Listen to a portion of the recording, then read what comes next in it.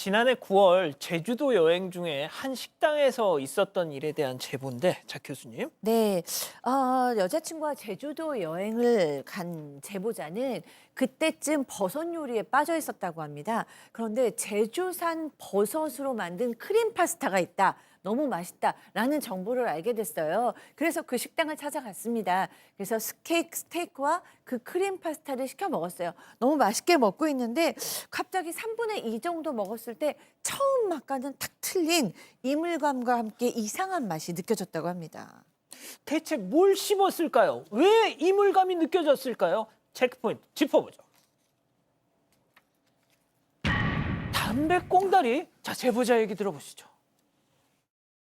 뭐 한 3분의 2쯤 먹었을 때 갑자기 씹었는데 뭐가 이상한 맛이 나면서 물이 쫙 나오는 거예요. 이게 씹혔는데 안 끊어지는 거예요. 그래서 뱉었어요. 뱉어 냄새 맡으니까 담배 쩐내라 그러잖아요. 그게 쫙 나는 거예요. 그래가지고 거기 사장님 불러서 얘기를 하는데 처음에 미안하다고 하면서 담배 꽁초가 아니고 버섯 꼬다리라 그래. 그건데 사람들이 많이 오해를 한다. 그렇게 얘기를 하다 그래서 아니 버섯 꼬다리하고 담배 필터로 우리가 구분을 못하겠냐. 맛이 다르고 육안으로 봐도 담배 필터인 거예요. 저희가 볼 때는. 근데 여자 사장님이 담배 피는 사람이 없다고 하면서 자기가 임신 중이기 때문에 절대 있을 수 없다고 얘기하길래 일단 가게에서 소란을 피우는 건 아닌 것 같아서 일단 의무를 저희가 챙겨가지고 나왔어요. 파스타에서 아까 그게 나왔다. 그러니까 이게 담배 필터 부분 아니냐? 네네. 그렇죠. 제보자의 주장에 따르면 그런 거죠. 당시에 파스타를 먹다가 뭔가 좀 다르게 느껴지는 게 이물감 느껴지는 게 있었어요. 그래서 씹었는데 액체가 찍 나오면서 담배 찢는 냄새가 확 났다고 제보자는 이야기합니다.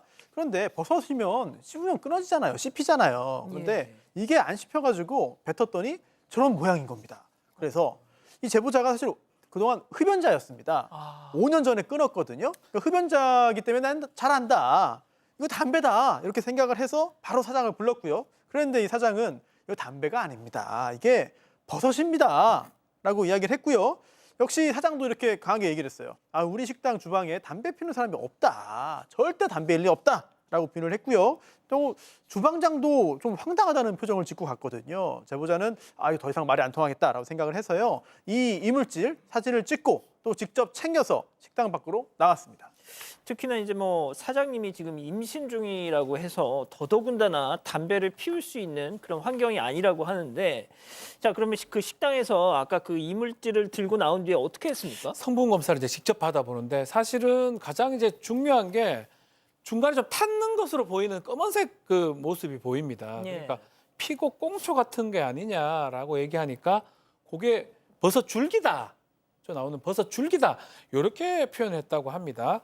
근데 이제 뭐 변명인지 설명인지 몰라도 육수를 끓일 때 버섯을 넣는데 이게 담배는 아닌 것 같다라고 답장을 보냈다고 하고요. 근데 이제 제보자는 이제 담배를 폈던 사람이라고 하잖아요.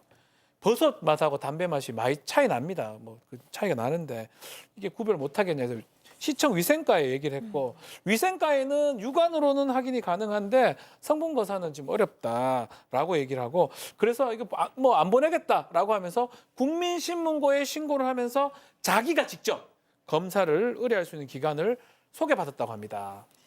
자 그래서 이 제보자께서는 본인 비용 사비를 들여서 앞서 보신 그 이물질을 사설 업체에다 성분 검사를 해달라 의뢰했답니다. 결과는 어땠을까요? 제보자 얘기 들어보시죠. 뭐 민간에서 할 수 있는 데가 있다. 그래서 접수를 했어요. 그래서 검사하기 전에 필터다라고 검사서가 나가진 않는데요. 그래서 제가 그럼 버섯이 아니다라는 건 뭐 가능하냐 하니까 그거는 나온다는 거 100%. 그러네. 그럼 그거면 되겠다. 왜냐면 제 생각에는 버섯만 아니면 된다라고 생각을 했고 검사 소견서가 나와서 이게 버섯이 아니다라는 내용인데 이제 다 해결이 됐다고 생각을 했는데 담배 필터다 그리고 버섯이 아니다 라고 이렇게 한글로 이렇게 적혀지지 않으니까 그러니까 인정을 할 수가 없다는 거예요. 그러니까 파스타에서 나온 그 이물질이 담배라고 단정할 수는 없지만 버섯은 아니다라는 결과라는 거죠. 네, 그러니까 버섯은 아니다라는 그 말이 명시되어 있는 건 아닙니다. 그런데 이 업체에다 성분 검사를 맡기기 전에 버섯이 아닌지 정도를 확인할 수 있다는 답을 받고 사비 41만 9천 원을 들여서 검사를 진행을 했던 거라고 해요. 그리고 검사 결과가 정확하게 어떻게 나왔냐면요. 버섯은 현미경으로 관찰했을 때 균사 및 포자의 형태 등이 확인이 되는데 해당 시료에서는 이런 특징이 확인되지 않는다. 매칭 결과 해당 시료는 셀룰로스 아세테이트 계열로 확인이 됐다. 따라서 본 시료는 셀룰로스 아세테이트 계열과 유사한 화학적 결합 구조를 갖는 물질로 추정이 된다. 정확히 이렇게 나온 겁니다. 그러니까 이제 그게 버섯은 아니다라는 라는 문구는 내용인 거죠. 없었지만 버섯은 아닌 거잖아요. 그렇죠. 나는 문구는 없지만 버섯이 아닌 게 확실한 거죠. 그런데 심지어 이 제보자가 이제 본인이 이제 스스로 확인을 한 바에 따르면 결과지에서 말하는 이 셀룰로스 아세테이트라는 성분이 예. 주로 담배 필터에 많이 사용되는 재질이라고 합니다.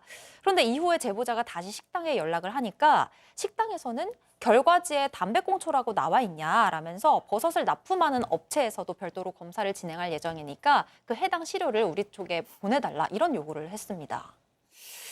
아, 이게 참, 예, 복잡하네요. 자, 교수님, 그런데 이 과정에서 이 제보자가 또 뭐 한 가지를 포착했다고 주장합니다. 네, 그렇습니다. 그러니까 이제 제보자는 식당 SNS에서 제주산 표고를 사용한다 그래서 그 버섯으로 만든 요리가 먹고 싶어서 이 식당을 이제 찾아간 건데 이 버섯 납품업체의 주소를 이 제보자에게 이제 알려줬는데 제주가 아닌 다른 지역인 거예요. 그래서 아 나는 제주인 줄 알고 여기까지 간 건데 이거 다른 지역 버섯이네라는 생각이 들어서 이상하다고 생각이 들어서 그다음에 이제 국민신문고에 원산지 표시 위반 민원을 넣었습니다. 그랬더니 원산지를 다르게 표시하고 있는 것을 적발했다라는 답을 결국에는 받았다고 합니다. 그리고 이제 이런 과정에서 검색을 했는데 버섯을 채취하는 과정에서 담배꽁초가 들어갈 수 있다라는 기사를 읽으셨다는 거예요. 아, 식당 잘못이 100%는 아니고 버섯을 채취하는 아마 그 공장의 잘못일 수도 있겠다 이런 생각이 납품업체. 네, 납품업체의 아. 잘못일 수도 있겠다라는 생각을 하셨대요. 그런데 그런 어떤 검사 결과를 다 보여줬는데도 식당에서는 아니다 버섯이다 담배일 리 없다 끝까지 이렇게 얘기하고 사과도 하지 않으니까 굉장히 마음이 상하셨대요. 결국에는 식당에 공식 사과문 요청하면서 음식값, 검사 비용, 위자료까지 합쳐서 240만 원 상당의 손해배상을 요구하는 내용 증명을 보냈다고 합니다.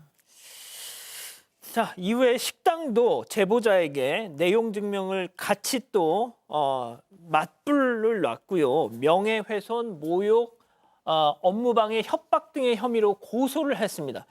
저희가 그래서 식당 측에도 연락해서 입장을 들어봤습니다. 네, 식당 측은 이거 담배 아니다. 버섯이 확실하다라는 입장을 계속 유지하고 있고요. 특히 손님이 검사를 이뤄했는데 이게 40일 지난 후에 한 거다. 그렇다면 이 검사 대상이 되는 이 시료를 바꿨을 가능성도 있는 거 아니냐.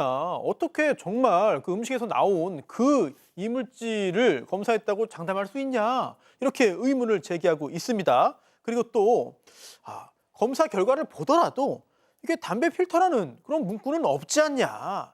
그래서 그 분석 결과만을 통해서 명확하게 담배라고 이거 확정할 수 없는 거 아니냐라는 입장을 유지하고 있고요. 또한 아까 그랬잖아요. 충분히 사과했고 그리고 식사 비용과 검사 비용 다 드리겠다고 했다. 그런데도 불구하고 손님이 그렇게 할 거였으면 애초에 이렇게 안 했다라는 취지로 말하면서 위자료 200만 원을 추가로 요구했기 때문에 이거는 들어줄 수 없다는 거예요. 이렇게 민원도 많이 넣고 악성 민원이기 때문에 고소했다라는 입장인데요. 이제 경찰 조사를 이 제보자가 받은 상태입니다. 그리고 경찰에 이 이물질 시료를 제공한 상태이기 때문에 수사를 통해서 밝혀지지 않을까 생각됩니다. 예, 뭐 일단 서로가 이제 고소를 하고 그런 지금 상황이긴 합니다만 박 변호사님, 예. 저는 말이죠 이 방송을 지금 전해드리면서도 가급적이면 법적인 해결보다는 원만히 좀 양측이 똑같습니다. 제가 지금 봤을 때는 상황이 상당히 커질 수밖에 없는 상황입니다. 한쪽은 큰 피해를 입을 수가 있고요. 두 쪽 다 상처를 입을 수 있기 때문에 글쎄 뭐 이 정도에서 마무리하는 것도 방법 중에 하나다. 다만 이제 고소를 했기 때문에 지금 대부분 이 사실은 합의가 되거나 고소 취하가 되면 뭐 없어질 범죄들이 좀 있거든요. 예. 그래서 이 부분은 또 위자료 부분하고 한번 쌍방이 조금 고려를 좀 해보는 게 필요하지 않을까 예. 생각이 듭니다. 예, 원만히 좀 다시 한번 이렇게 만나는 자리를 마련하셔서 대화로 해결하시길 좀 바라봅니다. 제보는 사건 반장. 가족 여러분의 목소리를 사건 반장에 들려주세요.